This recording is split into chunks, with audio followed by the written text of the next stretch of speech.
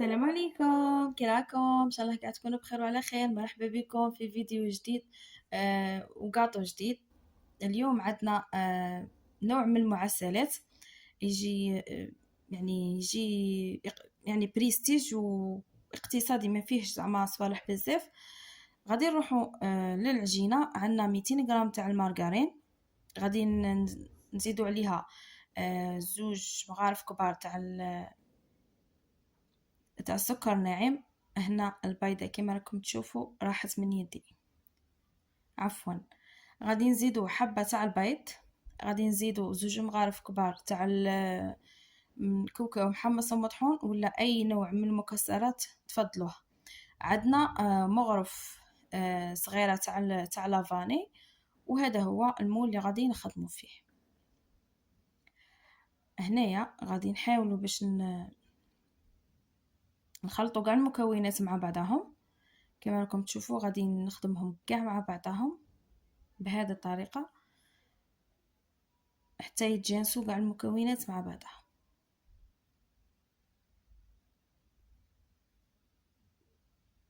من بعد نبدا نضيف الفرينة بالتدريج حتى نتحصلوا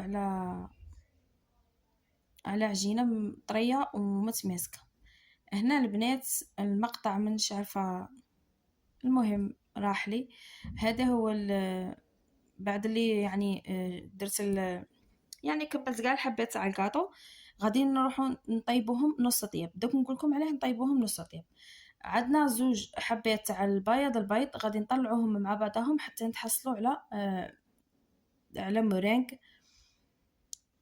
كما راكم تشوفوا هنا البنات. وغادي نروحوا نجيبوا الكوكاو محمص ومطحون، طحنوهم مليح البنات حتى تشوفوه شغل كما راكم تشوفوا، حتى تشوفوه تلمد كاع مع بعضه حتى يبدا يطلق في الزيت تاعه. غادي نروحوا نجيبوا بول هكا يكون كبير ولا باش نوليو نخدموا فيه، وغادي نبدا نحط في المورينغ بالتدريج.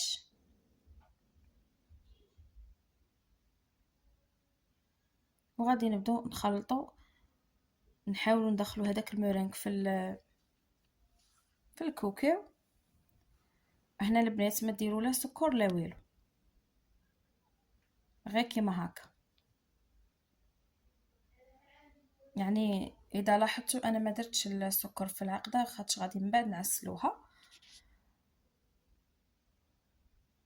المهم غادي نقعدوا نحاولوا ندخلوا في هذيك. شوفوا انا الطريقه اللي راني نخدم بها البنات، راني كشغل من تحت ونطلع الفوق كيما نخدموا لاجينواز بهذا الطريقه حتى يدخل كاع هذاك المورينغ في الكوكاو.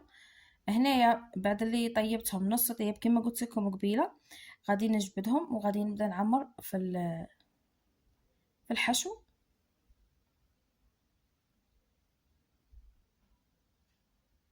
راكم تشوفوا كيفاش راه القوام تاعه البنات.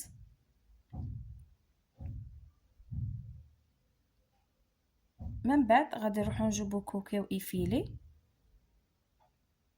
وغادي نبداو نحطوه من الفوق.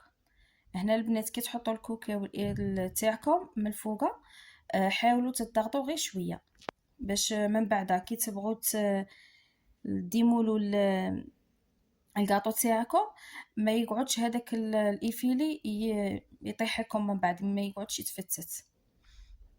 حاولوا تضغطوا غير شويه. هنا بعد اللي خرجته من الفور غادي نخليه يبرد شويه، ومن بعد نبدا من بعد نديموليه، ومن بعد نروح نعسله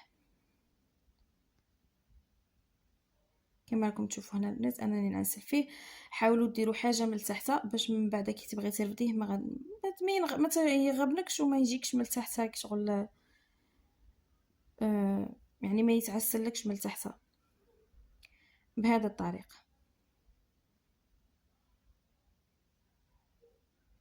وهو دافي عسلوه بهذه الطريقه البنات. ومن بعد غادي انايا نزينه هكا بلي سوريز. غادي ندير حبه هكا من الفوق، تبغوا تاني ترشوا هكا سكر غلاس من الفوق ولا تاني التزيين دائما كما نقول لكم يبقى اختياري.